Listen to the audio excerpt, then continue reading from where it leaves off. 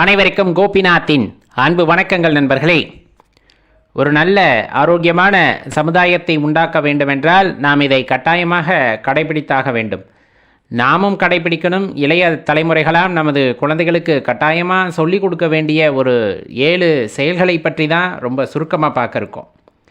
இப்போ காலையில் எழுந்ததுமே இறை நாமத்தை சொல்லிக்கொண்டு எழுந்திருத்தல் அப்படிங்கிறது ரொம்பவே முக்கியமான விஷயம்.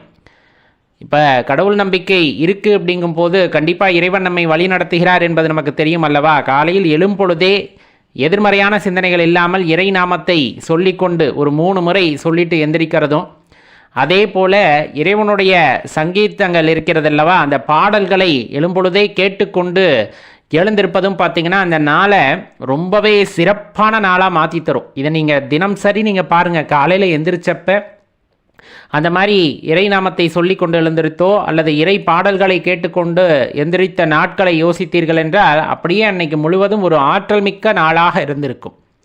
அதை நம்ம குழந்தைகளுக்கு நம்ம பழக்கப்படுத்தணும். குழந்தைகள் எழுந்திரிச்சதுமே மந்திரங்கள் சொல்வதற்கும் அதே போல் அந்த பாடல்களை கேட்பதற்கும் நாம் தான் தயார் செய்ய வேண்டும். ரொம்ப முக்கியமான விஷயம் என்னன்னா, இப்போ நல்ல நாட்கள் இருக்கிறது அப்படின்னா குழந்தைகளுக்கு சொல்லித்தரணும். பெரியவர்களிடம் ஆசீர்வாதம் வாங்குகின்ற பழக்கத்தை அவர்களுக்கு சொல்லித்தருவது ரொம்பவே முக்கியமான விஷயங்க. இன்றைக்கி காலகட்டத்தில் அது ரொம்பவே தேவைப்படக்கூடிய விஷயம். பெரியோர்களை மதித்தல் அப்படிங்கிறது இந்த சமுதாயத்தை மேன்மைப்படுத்தக்கூடியது. அப்படிங்கிறதுனால அன்றாடம் அதை பழக்கப்படுத்துவதுங்கிறது ரொம்ப சிறப்பு. குறைந்தபட்சம் ஒரு சிறப்பான நாட்கள், முக்கியமான விழா காலங்களில் நமது வீட்டு பெரியவர்களிடம் குழந்தைகளை ஆசீர்வாதம் வாங்க சொல்லுங்கள். அதற்கு முன்னுதாரணமாக நாம் நம் பெரியவர்களிடம் ஆசீர்வாதம் கட்டாயமாக வாங்க வேண்டும். அதை பார்க்கும் பொழுது குழந்தைகளுக்கு அது மனதில் விழும். அதையும் குழந்தைகள் செய்வார்கள் அப்படிங்கிறத மறந்துட வேண்டாம். சாப்பிடும்போது எப்போதுமே நேராக சாப்பிடாம முதல்ல சாப்பாடை கொடுத்த இறைவனுக்கு நன்றியை சொல்லிட்டு, அப்பப்போ இந்த சாப்பாடு அப்படிங்கிறது எப்படி வருது, அதற்காக எத்தனை பேர் கஷ்டப்படுறாங்க அப்படிங்கிறத குழந்தைகளுக்கு எடுத்து சொல்லிக்கிட்டே இருக்கும்போது குழந்தைகள் சாப்பாட்டை வீணடிக்க மாட்டாங்க. நம்மளும் பண்ணக்கூடாது. ஆனால் ரொம்ப முக்கியம், இந்த சாப்பாடு அப்படிங்கிறது அனைவருக்கும் பொதுவானதல்லவா. சாப்பிடும் முன்பு ஒரு கைப்பிடி சாப்பாடை எடுத்து வச்சுட்டு சாப்பிட்றதும், அதுக்கப்புறம் சாப்பிட்டு முடிச்சதுமே அந்த சாப்பாட்டை கொண்டு போய் நம்ம கையெல்லாம் கழுவுனதுக்கப்புறம் அந்த சாப்பாட்டை கொண்டு போய் ஒரு பாத்திரத்தில் வச்சு வெளியே ஜீவராசிகளுக்கு வைக்கிறதும் பார்த்திங்க அப்படின்னா சிறப்பான தானமாக இருக்கும். அப்படின்னா அதில் எந்த மாற்று கருத்துமே இல்லை. இதை பழக்கப்படுத்துறது அப்படிங்கிறது ரொம்ப முக்கியமான விஷயம். அதே போல் அடிக்கடி தியானம் செய்கிறதும் அதே போல் தானம் செய்கிறது ரொம்ப முக்கியம். இப்போ குழந்தைகளுக்கு கற்றுக் கொடுக்க வேண்டிய முக்கியமான விஷயங்களில் ஒன்று அப்படின்னு பார்த்தோம்னா தானம். எல்லா பொருட்களும் நமக்கானது அப்படிங்கிற எண்ணத்தை அவர்கள் மனதிலே அண்டவிடக்கூடாது. அதற்காக சுயநலமாக இருக்க வேண்டும் அப்படிங்கிறத கற்றுக் கொடுக்கக்கூடாது. அப்போ பொதுநலம் அப்படின்னம்னாலும் தனக்கு போக அந்த தானம் தர்மம் அப்படிங்கிற விஷயத்தை அவர்கள் மனதிற்குள்ளே கொண்டு போய் தினமும் குறைந்தது ஒருவருக்காவது தானம் செய்து விட வேண்டும் என்ற எண்ணத்தை குழந்தைகளுக்குள் உண்டாக்க வேண்டும். இரவு தூங்க போகிறோம் அப்படிங்கும்போது கண்டிப்பாக நல்ல விஷயங்களை நினைத்து கொண்டு ஒரு 5 நிமிடமாவது தியானம் செய்துவிட்டு ஒரு பாடலை பாராயணம் செய்துவிட்டு படுக்கைக்கு செல்வது அப்படிங்கிறது ரொம்ப சிறப்பான விஷயமா இருக்கும். அதை நல்லா ஞாபகம் வச்சுக்கோங்க. குழந்தைகளை தினமும் பூஜை செய்ய விடுங்க. வீட்டில் பெரியவங்க நம்ம பண்ணுறோம் அப்படிங்கிறத விட சிறிய வயதிலிருந்தே அவர்களுக்கு பூஜை செய்ய கற்றுக் கொடுப்பது, அதாவது பூஜை அறையில் அவர்களுக்கு முன்னுரிமை கொடுப்பது கண்டிப்பாக அவர்கள் மனதிலே ஒரு ஆரோக்கியமான சிந்தனையை ஏற்படுத்தும். சின்ன சின்ன சேவைகளை வீட்டில் செய்யும் பொழுது, கோவில்களுக்கு போகும்போதும் அதை செய்ய வேண்டும் என்ற எண்ணம் அவர்களுக்கு உண்டாகும். கண்டிப்பாக சிறப்பான நபர்களாக வருவார்கள். நல்ல வார்த்தைகளையே எப்பொழுதும் பேச சொல்லுங்கள். நல்லபடியாக பிறரை ஆசீர்வாதம் செய்வதற்கு அவர்களுக்கு கற்றுக் கொடுங்கள். நீதி நேர்மை தவறாமல் வாழ வேண்டும் என்று குழந்தைகளுக்கு சொல்லித் தருவதன் மூலமாக ஒரு ஆரோக்கியமான சமுதாயத்தை நம்மால் படைக்க முடியும். இது குழந்தைகளுக்கு மட்டும் நாம் சொல்லித்தர வேண்டியதா அப்படின்னு பார்த்தோன்னா, குழந்தைகளுக்கு சொல்லித் தருவது அப்படிங்கிறது வாயால் சொல்கிறதில்லை, நாம் நடந்து காட்ட வேண்டும். இவ்வாறெல்லாம் நாம் நடந்து காட்டும் பொழுது அதை குழந்தைகள் தொடர்ந்து பார்க்கும் பொழுது அதை அவர்கள் பின்பற்றுவார்கள். நாமும் அவ்வாறு நடந்து கொண்டு குழந்தைகளும் அதை பின்பற்றுகிறார்கள் என்றால் கண்டிப்பாக இந்த சமுதாயம் அப்படிங்கிறது ரொம்ப ஆரோக்கியமான சமுதாயமாக இருக்கும். நண்பர்களே, இதில் நிறைய குணம் உங்ககிட்ட இருக்கலாம். இப்போ நம்ம சொன்னதில் பெரும்பாலுமான குணங்கள் உங்களிடம் இருக்கும். அப்படி இருக்கிறதான்னு யோசிச்சு பாருங்கள். இருந்ததுன்னா அதை மற்றவர்களுக்கும் கற்றுக் கொடுக்க முயற்சி செய்யுங்கள். இந்த எலும்பச்சங்கனி அப்படிங்கிறது உங்களுக்கு நல்லாவே தெரியும். திருஷ்டியை போக்குவதற்காக பயன்படுத்துவார்கள்.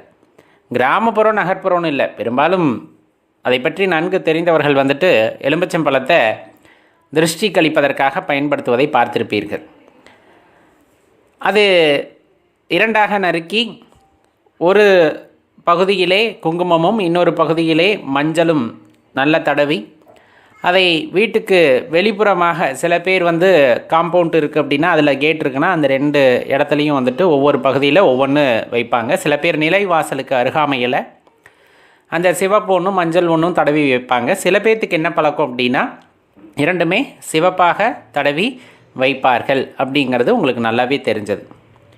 திருஷ்டியை போக்குமா அப்படிங்கிற ஒரு ஐயப்பாடு நம்ம மனசுக்குள்ளே எழும் அல்லவா? இந்த திருஷ்டி பாதிப்பை போக்குறதை தாண்டி எதிர்மறை சக்திகளை வீட்டில் அண்டவிடாது அப்படிங்கிறது தான் அதை பற்றி நம்ம தெளிவாக தெரிந்து கொள்ள வேண்டிய விஷயம். இப்போ குழந்தைகளுக்கு திருஷ்டி கழிக்கும் போது பார்த்திங்கன்னா எலுமிச்சம்பழத்தை வந்து சுற்றி அறுத்து போடுவாங்க. இது எங்கேயாச்சும் நம்ம வெளியூர் கிளம்பும் போதும் கூட அந்த மாதிரி வந்து திருஷ்டி கழிப்பாங்க. அது வந்து பலி கொடுத்தல் அப்படிங்கிற மாதிரியான பொருளில் அதை பண்ணுவாங்க. இப்போ இந்த எலுமிச்சம்பழத்தை நறுக்கி நம்ம வைக்கிறோம். அது எந்த கிழமைகளில் வைத்தல் நல்லது அப்படின்னு பார்த்தோம்னா செவ்வாய் அல்லது வெள்ளிக்கிழமைகளில் அந்த எலுமிச்சம்பழத்தை நறுக்கி அது குங்குமமும் மஞ்சளும் தடவி 2 பகுதிகளில் வைக்கிறது நல்லது. இந்த எலுமிச்சம்பழம் அப்படிங்கிறது ரொம்பவே சிறப்பு.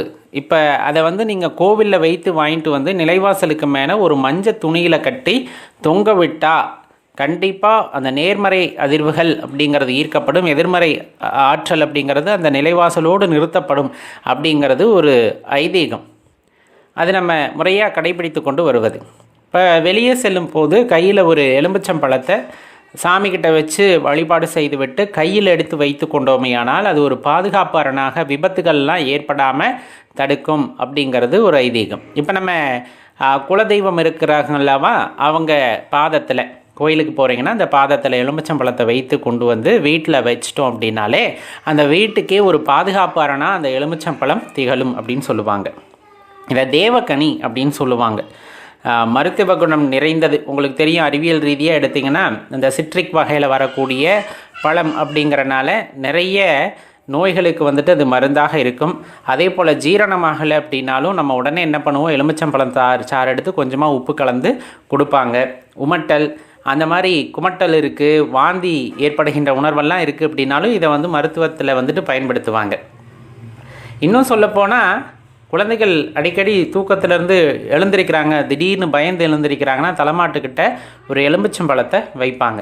எலுமிச்சம்பழத்துக்கு அவ்வளவு ஆற்றல் உண்டா அப்படின்னு சொன்னோம்னா கண்டிப்பாங்க. நீங்கள் அம்மன் ஆலயங்கள் எதுக்கு போனாலுமே வந்துட்டு அந்த இடத்துல எலுமிச்சம்பழம் மாலை சாற்றி இருப்பதை நீங்கள் பார்க்க முடியும். நம்ம முன்னோர்கள் வந்துட்டு இந்த தெய்வத்திற்கு இந்த கனி, இந்த தெய்வத்திற்கு இந்த பழம், இந்த தெய்வத்திற்கு இந்த பூ அப்படின்னு வைத்ததோட காரணம் இருக்கிறது. இப்போ பார்த்திங்க அப்படின்னா துளசி வந்து பெருமாளுக்கு வந்து சாத்துவாங்க. ஆனால் துளசியை சிவபெருமானுக்கு சிவலிங்கத்தின் மீது சாற்ற மாட்டாங்க. அது தெளிவாக தெரிந்து கொள்ள வேண்டிய விஷயம் இல்லையா? அந்த இடத்துல அதோட உஷ்ணம் அப்படிங்கிறது முக்கியத்துவம் பெறும். சிவபெருமான் கொஞ்சம் அப்படியே ஆக்ரோஷமாக அந்த வெப்பம் அதிகமாக இருக்கின்ற ஒரு தன்மை கொண்டவர் அப்படின்னு சொல்லுவாங்க. பெருமாள் ரொம்ப குளிர்ச்சியானவர் அப்படின்ட்டு. அப்போ இந்த நம்ம சொல்லக்கூடிய துளசியாகட்டும் வில்வமாகட்டும் அது எல்லாமே ஒவ்வொரு ஆற்றலை கொண்டது. அப்போ வில்வத்தை சாற்றுகிறார்கள், துளசியை அந்த இடத்துல சமர்ப்பிக்கவில்லை அப்படின்னா அதோட குணத்திற்கு தகுந்தாற் போல் இன்னும் குளிர்ச்சியை உண்டாக்கிவிடும், இன்னும் வெப்பத்தை உண்டாக்கிவிடும். அப்படிங்கிற மாதிரி இருக்கிறதன் காரணமாகத்தான் சில அந்த இலைகளவோ பூக்களையோ இந்த தெய்வத்திற்கு பயன்படுத்துவது இல்லை அப்படிங்கிற மாதிரி வந்துட்டு குறிப்பிடுவாங்க. அந்த வகையில் தான் இந்த எலுமிச்சங்கனி அப்படின்னு சொல்லக்கூடியது மருத்துவச்சியாக வந்துட்டு அம்பிகையை வந்து சொல்லுவாங்க இல்லையா? அம்மாவை சொல்லும் போதே உலகத்தில் இருக்கக்கூடிய சகல நோய்களையும் தீர்க்கக்கூடியவர் அப்படிங்கிற மாதிரி அன்னை பராசக்தியை, மாரியம்மனை, இந்த மாதிரி பெண் தெய்வங்களை எல்லாம் குறிப்பிடுவாங்க. பெண் தெய்வங்களுக்கு தான் இந்த எலுமிச்சம்பழ மாலையை சிறப்பாக அதுவும் குறிப்பாக சாற்றுவார்கள். அப்படிங்கும் போதே தெரிஞ்சுக்கணும், அதில் இருக்கக்கூடிய மருத்துவ குணத்தை எடுத்து சொல்வதற்காகவும் உங்களை காக்கின்ற அரணாக அது இருக்கும் அப்படிங்கிறதுனால அந்த மாலை சாற்றும் பழக்கம் அப்படிங்கிறது ஏற்பட்டிருக்கு. அதனால் எங்கேயாச்சும் வெளியே போனீங்கன்னா கையில் எலுமிச்சம்பழத்தை வச்சுக்கலாம். இப்போ வீட்டுக்கு முன்னாடி நிலைவாசலுக்கு முன்னாடி வந்து அறுத்து நீங்கள் எலுமிச்சம்பழத்தை வச்சிட்டிங்கன்னா வீட்டுக்கு திருஷ்டி பாதிப்பு ஏற்படாது. அதே போல் எதிர்மறை சக்திகள் வீட்டினுள்ளே நுழையாமல் அது பாதுகாத்து வரும் அப்படிங்கிறதையும் தெளிவாக தெரிஞ்சுக்குங்க. கோவிலில் கொடுக்குற அந்த பூக்கள் இருக்குல்லவா, அந்த பூக்களை என்ன பண்ணலாம் அப்படிங்கிற ஒரு சின்ன ஐயப்பாடு நம்ம மனசுக்குள்ளே இருக்கும். இது தெளிவாக தெரிந்து கொள்ள வேண்டிய விஷயம். கோவிலில் கொடுக்கறது மட்டுமல்ல, நம்ம வீட்டில் இப்போ சாமிக்கு வந்துட்டு பூ சாற்றுகிறோம் அல்லது அணிவிக்கின்றோம் அப்படிங்கும் போது அந்த பூவை நம்ம என்ன பண்ணணும் அப்படிங்கிறதையும் தெளிவாக தெரிஞ்சுக்கணும். முதல்ல கோவிலில் கொடுக்கக்கூடிய அந்த பூக்களை என்ன செய்யலாம் அப்படின்னு பார்க்கலாம். அதுக்கு முன்னாடி நம்ம வீடியோ லைக் பண்ணிவிட்டு மறக்காமல் ஷேர் பண்ணிக்கோங்க. கோவிலில் கொடுக்கறது அப்படிங்கிறது பார்த்திங்கன்னா நம்ம மூலவருக்கு மேலே சாற்றி எடுத்து கொடுக்கக்கூடியது. உண்மையாலுமே அந்த கர்ப்ப கிரகத்துக்குள்ளே ஒரு பொருள் போயிட்டு வருது அப்படின்னா அது நேர்மறை ஆற்றலை தாங்கி வரும் அப்படின்னு சொல்லுவாங்க. இப்போ கோயிலில் கொடுக்கக்கூடிய பிரசாதங்களாக இருக்கட்டும், கோயிலில் கொடுக்கக்கூடிய தீர்த்தங்களாக இருக்கட்டும், எல்லாத்தையும் பவ்யமாக நம்ம வாங்கிக்கிறதுக்கான காரணமே அந்த ஆற்றலை நாம் பெறுகின்றோம் அப்படிங்கிற எண்ணத்தின் பேரில் தான். அதே போல தான் அந்த இறைவனுடைய அந்த மூர்த்தத்தின் மீது சாற்றப்பட்ட மாலையோ பூக்களோ நம்மளுக்கு கொடுக்குறாங்க அப்படிங்கும்போது கண்டிப்பாக அதை பயபக்தியாக தலை வணங்கி வாங்கி கொள்ள வேண்டும். தலை வணங்கி கையிலே ஏந்தி கொள்ள வேண்டும். கையில் ஏந்தி கொள்ள சில பேர் தலையில் வைக்கலாமா அப்படின்னு கேட்குறாங்க. கண்டிப்பாக தலையில் வைக்கலாம். துளசி கொடுக்குறாங்க அப்படின்னா துளசியை நம்ம தலையில் வைக்கக்கூடாது. பெண்கள் வந்து துளசியை தலையில் வைக்கக்கூடாது, அதை மட்டும் தெரிஞ்சுக்குங்க. பூக்கள் கொடுக்குறாங்க அப்படின்னா பூக்களை வாங்கி தலையில் வைத்து கொள்ளலாம், தவறில்லை. ஆனால் அதை எடுத்துகிட்டு நம்ம அப்படியே வந்துட்டு டஸ்ட்பினில் தூக்கி போட்டுறக்கூடாது. வைக்கிறீங்க இல்லையா, நம்ம அப்படியே போயிட்டு ஒரு இடத்துல உட்காருவோம், இல்லை சாஞ்சு படுக்கலான்னு படுக்கிறது, அந்த கசங்கிறது, இந்த மாதிரியான விஷயங்களை தவிர்ப்பது நல்லது. அப்படியே வந்துட்டு காஞ்சிருச்சுன்னா எடுத்து குப்பை தொட்டியில் வந்து வீசுறது, இது எல்லாமே தவிர்க்கப்பட வேண்டியது. அதனால தான் முடிஞ்ச அளவுக்கு தலையில் வைக்க வேண்டாம்னு சொல்லுவாங்க. ஆனால் வச்சா நீங்கள் அப்புறப்படுத்துறதும் முறையாக அப்புறப்படுத்தணும். இல்லை நான் தலையிலே வைக்கல அப்படின்னா கொண்டு போய் பூஜை அறையில் இறைவனின் பாதத்திற்கு கீழே வைக்கலாமே தவிர வீட்டில் இருக்கக்கூடிய படங்களுக்கு அதை அணிவிக்கக்கூடாது. நம்ம வீட்டில் சிலைகள் வச்சுருக்கோம் அல்லது படங்கள் வச்சுருக்கோம் அப்படின்னா நம்ம கோவிலேருந்து வாங்கிட்டு வந்த பூக்களை நேராக போய் நம்ம வீட்டில் இருக்கக்கூடிய இறைவனுக்கு சாத்தக்கூடாது அப்படிங்கிறத தெளிவாக தெரிஞ்சுக்கணும். ஏன்னா பாதத்தில் கீழே வச்சுக்கலாம், தனியாக வைக்கலாம். அங்கேருந்து பெற்று வந்த ஆற்றலை நம்ம வீட்டிற்குள்ளே வைக்கலாம், அதில் தப்பு இல்லை. ஆனால் அங்கே போய் நம்ம படத்தில் சாத்தக்கூடாது அப்படிங்கிறத மனசில் வச்சுக்கோங்க. அதே போல் இப்போ நம்ம பூக்கள்லாம் சாத்தியிருக்கோம் இல்லையா, எது நம்ம வீட்டில் பூஜை அறையில் பூக்கள்லாம் சாத்தியிருக்கோம், வாடிடுது அப்படிங்கும் போது தெளிவாக இருக்கணும். வாடிச்சுனாவே அதை அப்புறப்படுத்த பார்க்கணும். சில பேர் அப்படியே விட்டு அழுகி அந்த பூக்கள் மீது பூச்சியெல்லாம் மொய்க்க ஆரம்பிச்சிடும். அப்படியெல்லாம் இருக்கக்கூடாது. அது எதிர்மறை சக்திகளை அந்த இடத்துல அதிகமாக பரவ செய்யும், ஒரு மாதிரி துர்நாற்றம் வீச ஆரம்பிச்சிடும். அதனால் அது வாடும் போதே அந்த பூக்களை எடுத்துட்டு அதை என்ன பண்ணலாம் அப்படின்னு இருக்கும். நீரோடு இருக்கிறது அல்லது வந்து ஆற்று பகுதியாக இருக்குது அப்படின்னா அதை ஆற்றுல விடுவாங்க. சில பேர் வந்து கேணியில் வந்துட்டு அதை போடுவாங்க. முடிஞ்ச அளவுக்கு ஓடுகின்ற நீரில் விடுறது அப்படிங்கிறது. அப்படி இல்லைன்னா வீட்டில் வந்து நீங்கள் மரம் செடி ஏதாச்சும் வளர்த்துறீங்க அப்படிங்கும்போது அதை சுற்றி குழிப்பறித்து யார் காலும் படாத வகையில் அதை போட்டு மூடிடுறது, அது செடிக்கு உரமாகும் அப்படிங்கிறதும் தெரிஞ்சுக்கலாம். உரியபடி அதை அப்புறப்படுத்துவது அப்படிங்கிறதும் சிறந்ததாக இருக்கும். அதனால தான் கோவிலில் கொடுக்கக்கூடிய பூக்களை தலை வணங்கி ஏற்றுக்கொள்ளுங்கள். தலையில் சூடிக்கொள்ளலாம், ஆனால் அதை முறையாக அப்புறப்படுத்தணும். அப்படியே வந்துட்டு என்ன சொல்கிறது, அப்படியே நடக்கிற பாதையில் தூக்கி வீசிடக்கூடாது. இறைவனிடம் இருந்து வாங்கியது, இறைவன் நமக்கு கொடுத்ததை தவறுதலாக கூட இப்படி செய்துவிடக்கூடாது. துளசியை தலையில் அணியக்கூடாது அப்படிங்கிறத ஞாபகம் வச்சுக்கோங்க. இந்த எலுமிச்சங்கனி அப்படிங்கிறது பார்த்திங்கன்னா தேவகனி அப்படின்னு அழைக்கப்படும். இப்போ ஆலயங்களில் கொடுக்கப்படுகின்ற அந்த தேவகனிக்கு மதிப்பு அதிகம் பொதுவாகவே. இப்போ நம்ம ஒரு கடையில் போய் எலுமிச்சம்பழம் வாங்கிட்டு வரோன்னா அது வேறு. இப்போ அது வீட்டில் இருந்து அழுகி போகுது, அதெல்லாம் நம்ம கண்டுக்க மாட்டோம். ஆனால் ஆலயத்தில் தெய்வ அந்த பாதத்திற்கு கீழே வைத்து கொடுக்கப்படுகின்ற கனிக்கு அற்புதங்கள், அந்த மகிமைகள் ஜாஸ்தி. அது உணர்வுபூர்வமாக உணர்ந்தவர்களுக்கு மட்டும்தான் தெரிந்து கொள்ள முடியும். இப்போ ஆலயத்திலேருந்து எலுமிச்சங்கனி கொடுக்குறாங்க, அதை நான் வீட்டுக்கு கொண்டு வரேன் அப்படின்னா என்ன பண்ணலாம் அப்படிங்கிறது நிறைய பேர்த்துக்கு தெரியும். இருந்தாலும் ஒரு தவிர நம்ம பண்ணிடக்கூடாது. இந்த எலுமிச்சங்கனி வாங்கிட்டு வந்ததுமே சில பேர் அறுத்து சாறு புளியலாம், புளிந்து அதை வீணாக்காமல் குடிக்கலாம், தவறில்லை.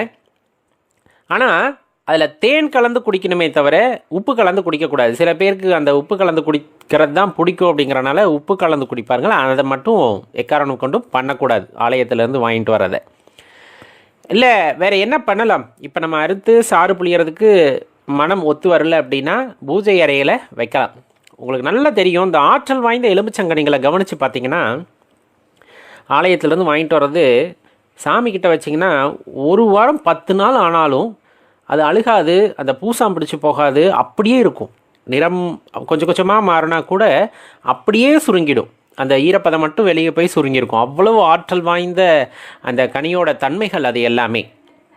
இப்போ ஒருவேளை அந்த கனி வந்துட்டு அழுகி போகுது அல்லது பூசாம் பிடிச்சி போகுது அப்படிங்கும்போது அந்த இடத்துல வந்துட்டு இன்னும் நேர்மறை சக்திகள் அதிகரிக்க வேண்டும் அப்படிங்கிறது தெளிவாக தெரிஞ்சுக்கணும். இப்போ வீட்டில் வைக்கிறோம் அப்படின்னா நம்ம வீட்டில் வந்துட்டு சோகமாக இருக்கோம் அல்லது எதிர்மறையாகவே பேசிக்கிட்டு இருக்கோம். இந்த மாதிரி நிறைய விஷயங்கள் எப்போவுமே வீட்டில் எதிர்மறை தன்மை குடியிருக்கு அப்படின்னா தான் அந்த எலுமிச்சங்கனியானது அப்படி மாறும். அப்போ என்ன பண்ணுறது? இப்போ அந்த மாதிரி அழுகிடுச்சு, என்ன பண்ணலாம்? ஒன்றும் பண்ண வேண்டாம். வாரத்துக்கு 2 நாள் நல்ல வீட்டை வந்து நல்லா கழுவி விடுங்க. நல்லா சுத்தப்படுத்தி மாட்டோட கோமியம் கிடச்சிதுன்னா வாங்கி வீட்டை சுத்திப்படுத்தி விட்டு சாம்பிராணி, நல்ல பால் சாம்பிராணி எப்போவுமே போடுங்க. போட்டிங்கன்னா நேர்மறை தன்மை அப்படிங்கிறது கொஞ்சம் கொஞ்சமாக வந்துடும். தினமும் காலையில் சாயந்தரம் வீட்டில் விளக்கேற்றிடுங்க. இப்போ நிறைய எலுமிச்சம்பழம் கிடச்சிருக்கு அப்படிங்கும் போது என்ன பண்ணலாம்? இப்போ நம்ம எல்லாத்தையுமே பூஜை அறையில் வைக்க முடியாது. 1 அல்லது 2 வச்சுக்கிட்டு மற்றது தான் சாறு பிழிஞ்சு குடிச்சிக்கலான்னு சில பேர் வண்டி வாகனங்களில் வைப்பாங்க. அது வந்து ஒரு பாதுகாப்பு கவசம் மாதிரி ஒரு நம்பிக்கையை உண்டாக்கக்கூடியது. சில பேர் சொல்லுவாங்க நம்ம மேலே இல்லாத நம்பிக்கை அந்த எலுமிச்சம்பழத்தில் வந்துடுது அப்படின்ட்டு. ஒரே ஒரு விஷயந்தான், எப்போவுமே நான் தனியாக இருக்கேன் அப்படின்னு நினைக்கிறதுக்கும் என் கூட தெய்வம் இருக்குது அப்படின்னு நினைக்கிறதுக்கும் இடையே வித்தியாசம் இருக்குது. இதை தெய்வ நம்பிக்கை உடையவர்களுக்கு மட்டுமே தெரியும். இல்லை என்று இருப்பவர்களுக்கு அதை பற்றி புரியாது. அது ஒரு சொல்லுவாங்க இல்லைங்களா, மாரல் சப்போர்ட் அப்படின்ட்டு. அந்த மாதிரி நம்முடன் இறைவன் இருக்கின்றான் அப்படிங்கிற அந்த தெம்பு, அந்த உணர்வை கொடுப்பது அந்த சின்ன கனி அப்படின்னு சொல்லலாம். மூட நம்பிக்கை அப்படிங்கிறவங்க இதை விட்டலாம். ஆனால் உண்மையிலுமே தெய்வ நம்பிக்கையில் இருக்கவங்களுக்கு உங்களுக்கு நல்லா தெரியும். நம்ம ஆலயத்துக்கு போய் சில நேரங்களில் எலுமிச்சங்கனி வாங்கி கொடுத்துருக்க மாட்டோம். ஆனால் ஆலயத்திலிருந்து நமக்கு கொடுப்பாங்க இந்த கையில். இதெல்லாம் வந்துட்டு இறைவனுடைய அந்த அருட்பார்வை, கருணை அப்படின்னு சொல்லலாம். அதை எடுத்துகிட்டு வந்ததுக்கப்புறம் நம்ம வீட்டில் ஏதாவது சின்ன சின்ன மகிழ்ச்சியான விஷயங்கள், நிறைய மாற்றங்கள் நிகழ்வதை கண்கூடாக நாம் கண்டிருப்போம். அதெல்லாம் இறைவனுடைய அனுகிரகம் அப்படின்னு சொல்லலாம்.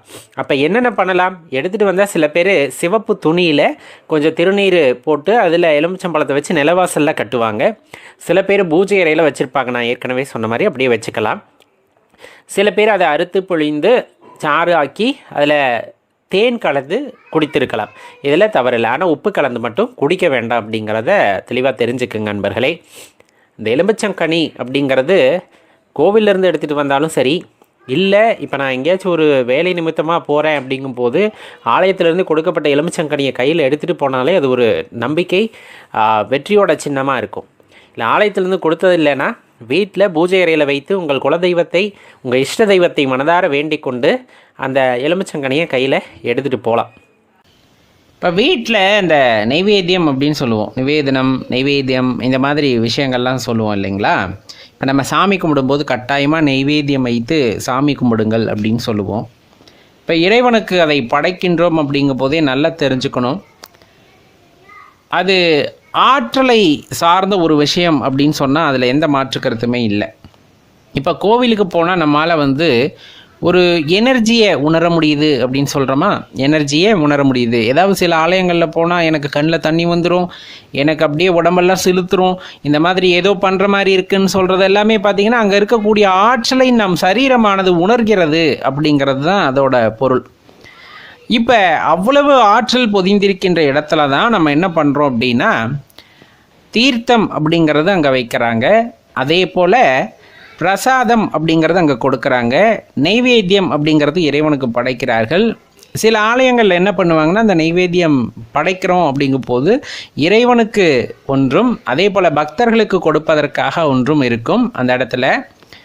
இப்போ இந்த பக்தர்களுக்கு கொடுக்கின்ற நைவேத்திய சாதம் இருக்கு இல்லைங்களா, சிவன் ஆலயங்களுக்கு செல்கிறீர்கள், பெருமாள் ஆலயத்திற்கு செல்கிறீர்கள் அப்படின்னா இரவு நேரம் பூஜை முடிஞ்சதுக்கப்புறமா எல்லாத்துக்கும் கொடுப்பாங்க.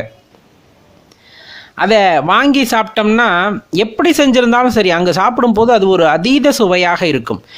கோவிலில் கொடுத்தாலே அது அதீத சுவை தான் அப்படின்னு நம்ம சொல்லுவோம்.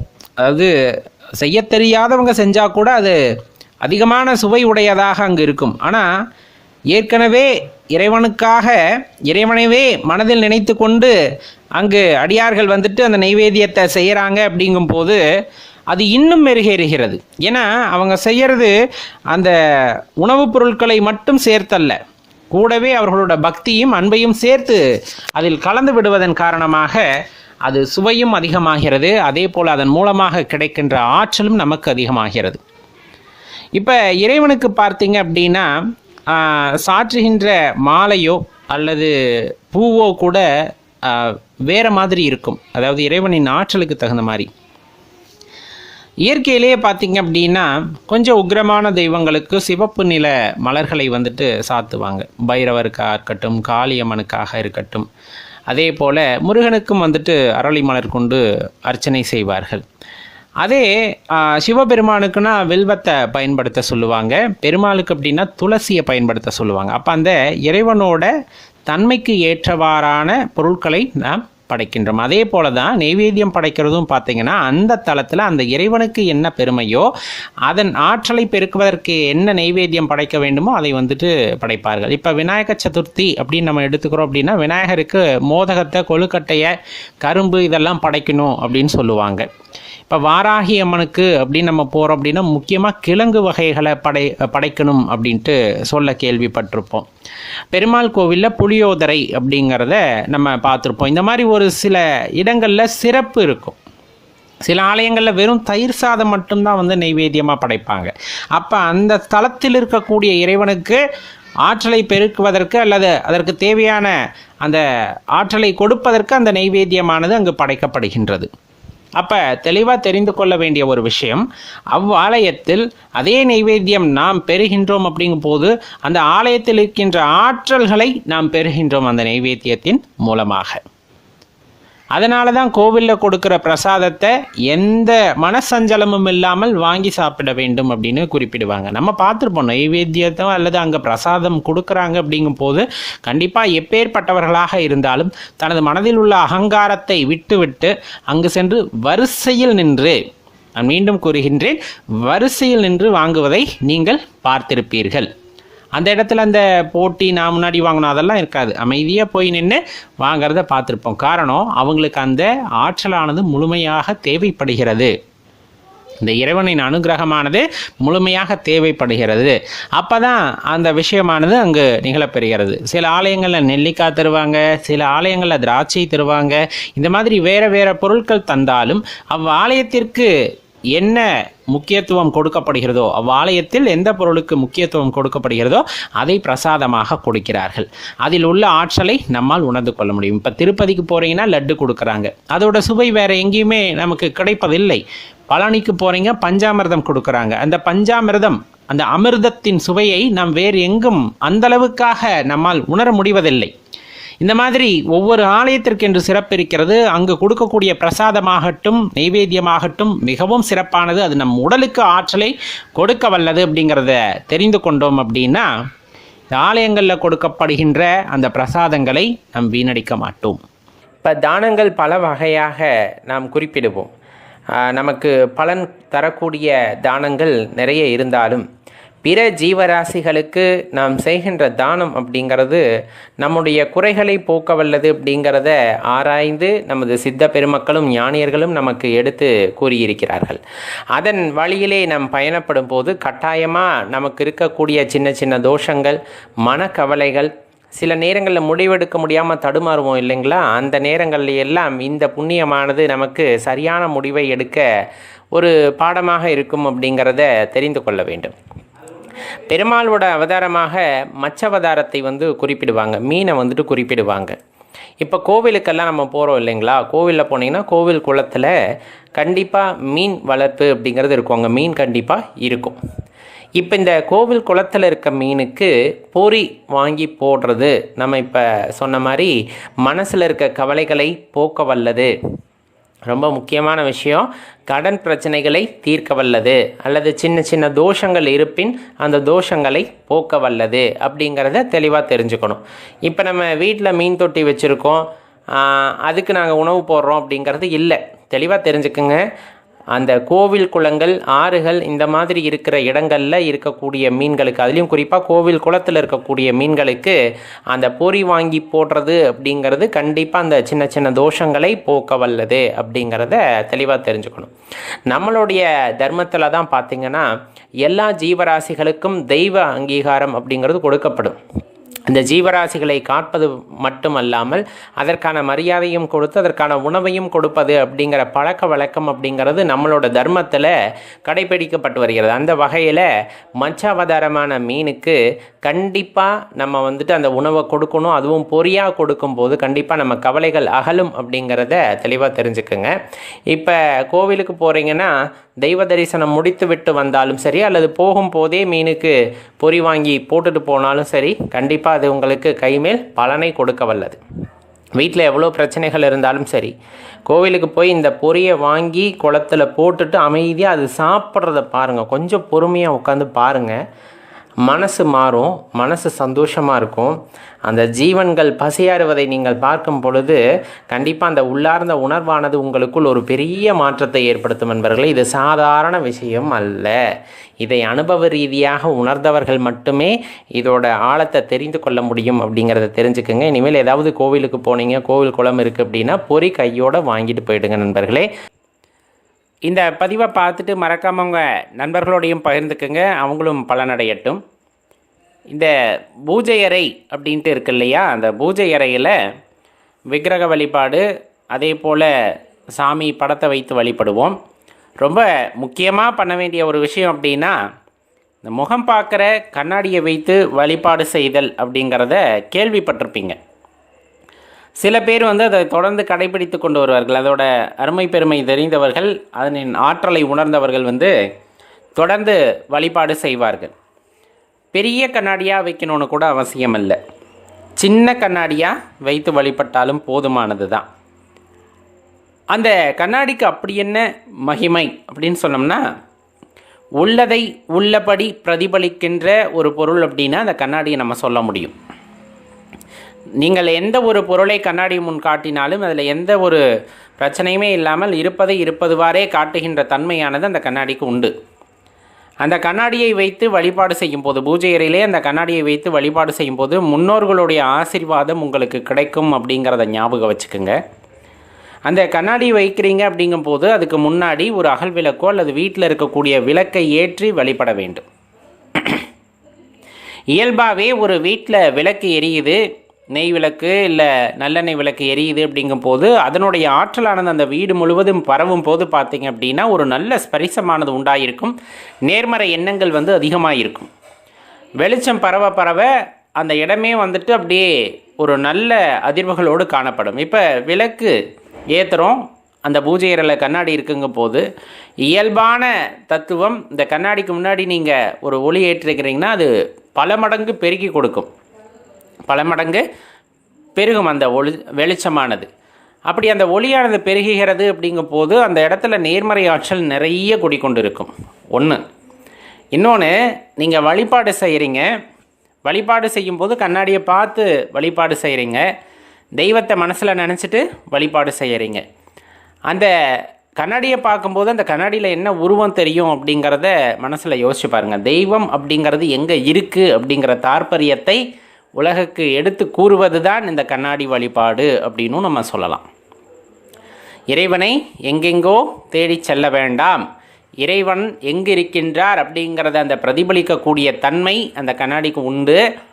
அதனாலே பூஜை அறையிலே நாம் என்ன பண்ண சொல்கிறாங்க அப்படின்னா, கண்ணாடியை வைத்து வழிபடுங்கள் அப்படின்றாங்க. வழிபட்டுட்டு அந்த கண்ணாடியை பார்த்துட்டு போங்க அப்படின்னு சொல்கிறதுக்கான காரணம் மகாலட்சுமி கடாட்சத்தை பெருக்கும். அதோடு சேர்ந்து சொல்லக்கூடியது இந்த கிறிஸ்டல் அப்படின்னு சொல்லுவாங்க இல்லையா, கல்லில் ஒரு வகை அந்த கிறிஸ்டல் அப்படின்னு சொல்லுவாங்க. அதுக்குமே இந்த தன்மையானது உண்டு. நீங்கள் வீட்டில் சிலை வைக்கலை அல்லது சாமி படம் எதுவும் இல்லைனா கூட ஒரு சின்ன அந்த கல் இருக்கிறது அப்படிங்கும்போது, அந்த கிறிஸ்டல் கல் இருக்கிறது அப்படிங்கும்போது அதை வைத்து வழிபாடு செய்பவர்களும் உண்டு. அதுக்குமே அந்த தன்மை, அதாவது நேர்மறை ஆற்றல்களை அதிக அளவு ஈர்த்து கொடுக்கக்கூடிய ஆற்றலானது அதற்கு உண்டு. அது ரொம்ப குளிர்ச்சியாக இருக்கும் அந்த கல். அது ஒன்று கிடைத்தாலும் அதை பூஜை அறையிலே வைத்து வழிபாடு செய்யும் போது அது நேர்மறை ஆற்றல்களை நிறைய பெருக்கி கொடுக்கும்.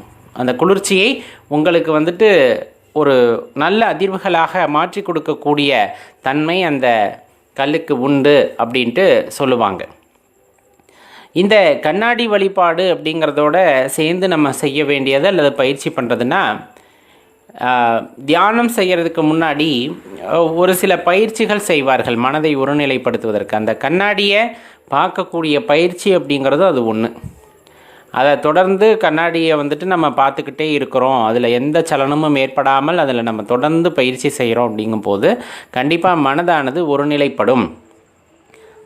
அந்த மனது ஒருநிலைப்படுவதற்கு கொஞ்சம் சிரமமாக இருந்தாலும் அதற்கு இந்த கண்ணாடி பயிற்சி அப்படிங்கிறது அவசியம் தேவைப்படுகின்ற ஒன்றாக இருக்கும். அப்போ பூஜை அறையில் நம்ம என்ன பண்ணலாம் அப்படின்னா, சின்னதாக கண்ணாடி வாங்கி வைங்க. சில பேர் சின்ன கண்ணாடி வாங்குறோன்ட்டு இந்த பிளாஸ்டிக் அதனால் கவர் பண்ணப்பட்ட கண்ணாடி வாங்கி வைப்பாங்க. முடிஞ்ச அளவுக்கு தவிர்த்துக்குங்க. கேட்டே வாங்குங்க. மரத்தில் ஃப்ரேம் மாதிரி போட்டு சின்னதாக கண்ணாடி கிடைக்குமா அப்படின்னு கேளுங்க. கேட்டால் கண்டிப்பாக கிடைக்கும்.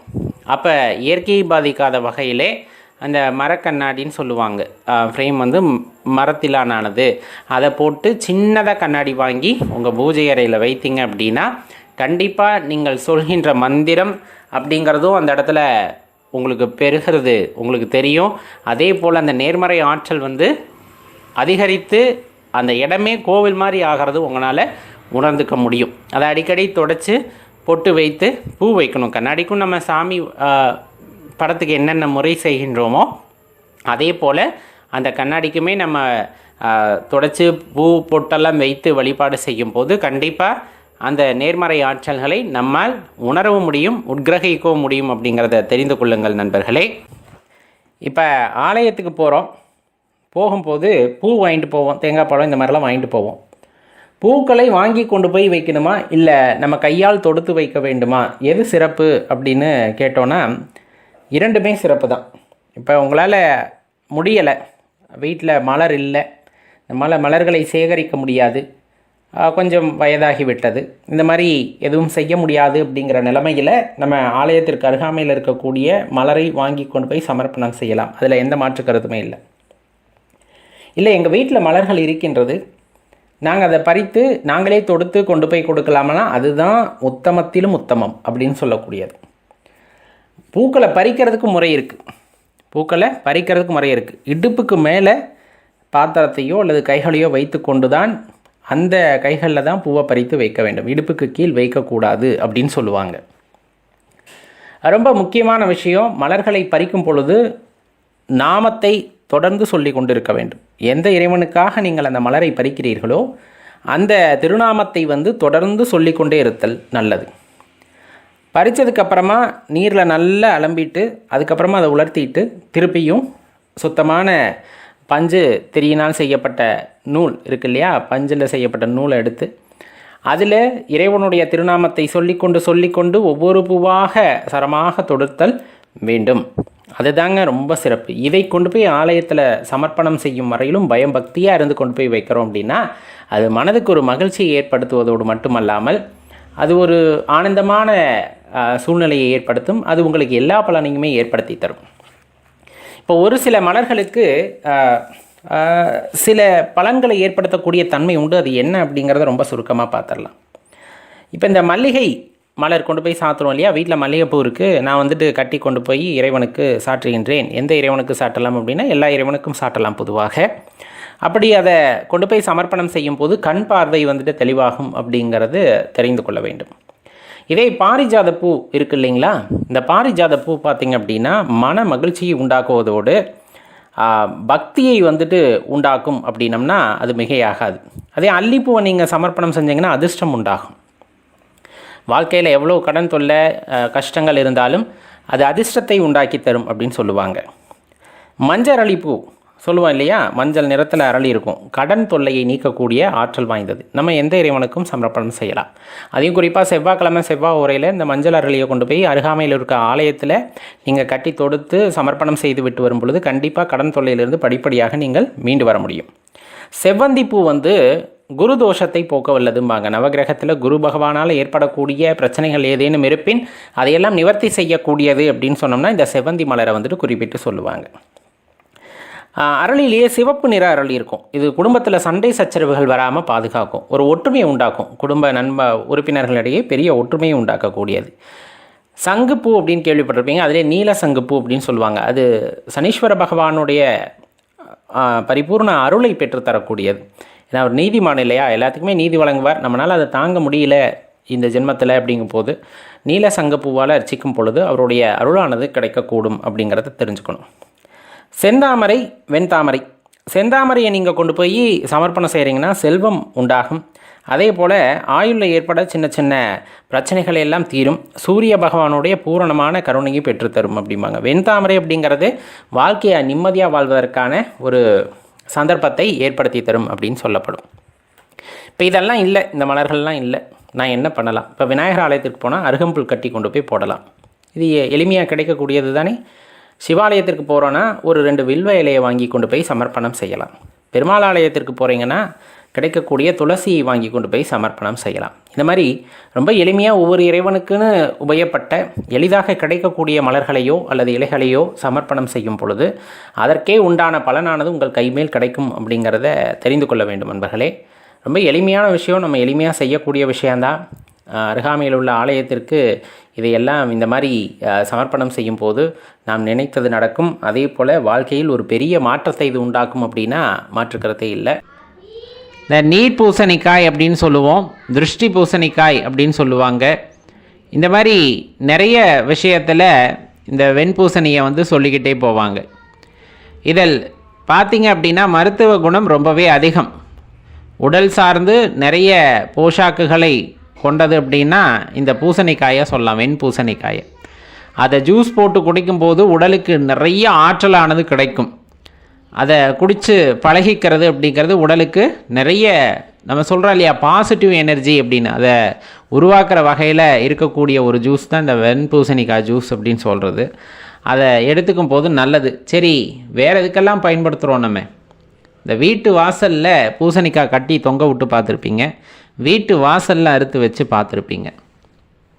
இப்போ வீட்டில் திருஷ்டி பாதிப்பு அதிகமாக இருக்குது அப்படின்னு எண்ணுகிறவர்களுக்கு பல விஷயங்கள், திருஷ்டி சுற்றி போடுவதற்கு பல விஷயங்களை வந்துட்டு குறிப்பிட்டு சொல்வார்கள். ஒரு சில பேர் செய்யலாம்பாங்க, ஒரு சில பேர் செய்யக்கூடாதுமாங்க. இருந்தாலும் இதில் உள்ள முறைகளை நம்ம பார்த்தோன்னா, எலுமிச்சம்பழத்தை அறுத்து அதில் குங்குமம் தடவி நாலாப்புறமும் வீசுவதும் உண்டு. வீட்டு வாசலிலே குங்குமம் தடவி வைப்பவர்களும் உண்டு.